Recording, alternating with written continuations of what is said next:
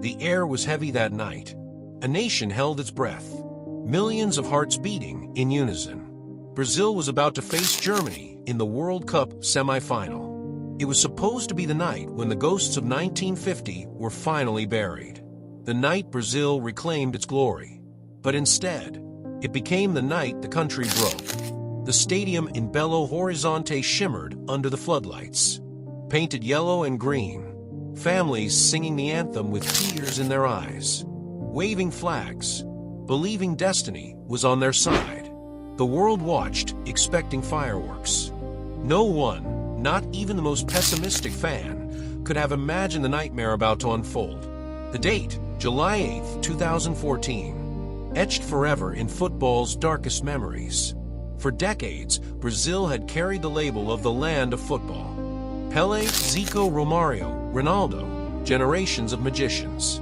Every era producing miracles on the pitch.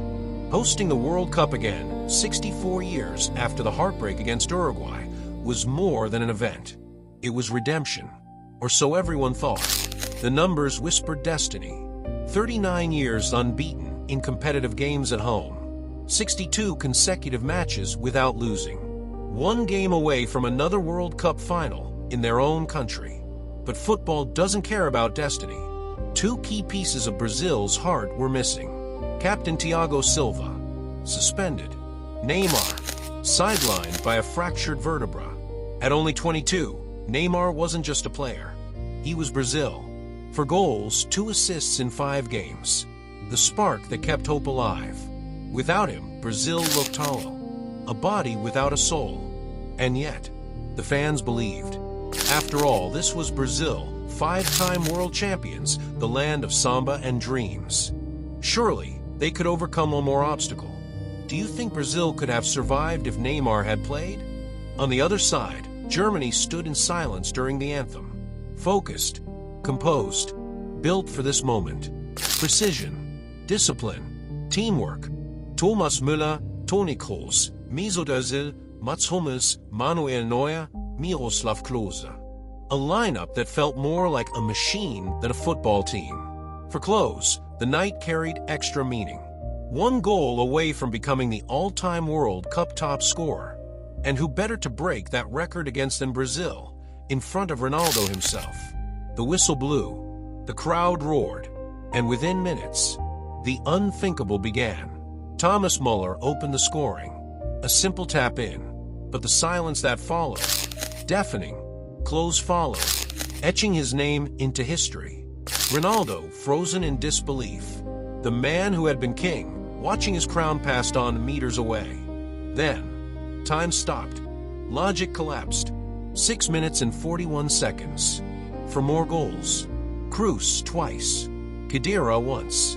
Brazil was gone. Not losing. Gone. Their defense crumbled. Midfield vanished.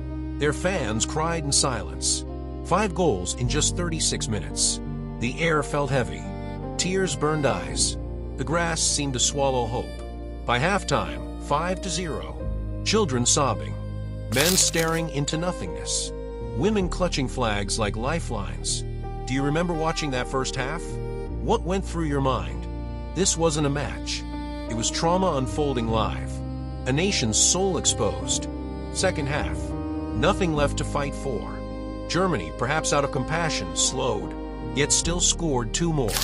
André Schürrle. Precision strikes. Nails in the coffin. In the dying minutes, Oscar scored Brazil's only goal. No celebración. No joy. Just a lonely jog back to midfield, head down. 7-1. The scoreboard stood still. Mocking. Haunting. When the final whistle blew, the stadium fell into a strange, eerie silence. No chants. No guises. Only disbelief. Brazil had not just lost a game. It had lost its identity. Its pride. Its magic. The headlines the next morning were merciless. Shame. Disaster. Humiliation. O Globo rated every Brazilian player 0. The footage became folklore. Crying fans. Empty stares. The broken anthem of a shattered nation. 10 players from that squad never wore the yellow jersey again. Julio Cesar, the goalkeeper, confessed years later. Even today, when I lie down to sleep, I can't stop thinking about that night.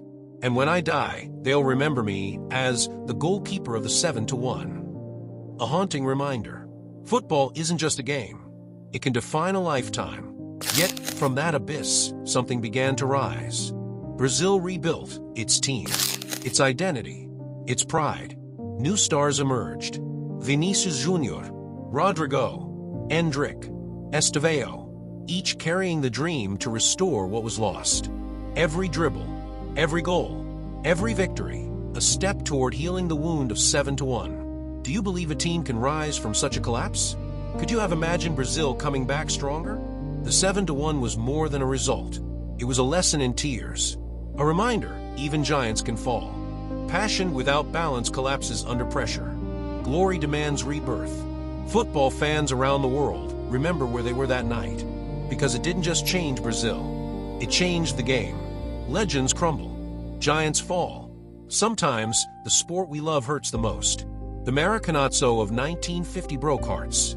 The Mini Reiko of 2014 broke souls.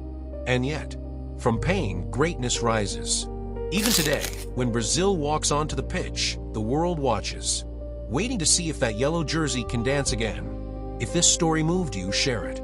Tell us in the comments. Where were you when Brazil lost 7-1? And what did that night teach you about resilience? Because football isn't just about goals.